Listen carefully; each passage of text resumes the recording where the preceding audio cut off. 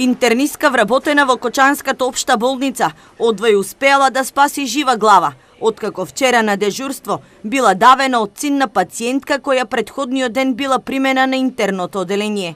Денес со 15-минутен мирен протест, лекарите од Кочанската општа болница го искажаа својот револт поради честите напади врз нив од страна на агресивни пациенти и роднини, а истовремено и дадоа подршка на својата колешка интернист. Иако докторката ги прегледувала резултатите на пациентите кои требале да примаат инсулин, напаѓачот инсистирал да добие информација за здравствената состојба на неговата мајка.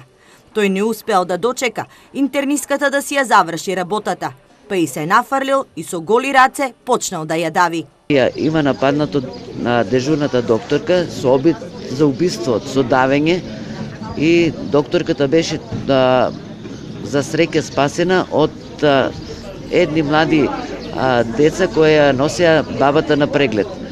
Во колку да не влезеа тие деца, ке имаше далекосежни последици по докторката.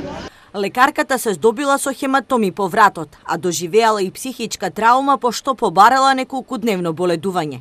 Лекарите алармираат пациентите да бидат пострпливи, бидејќи поради заминување во Германија и пензија, нивниот број се повеќе се редуцира.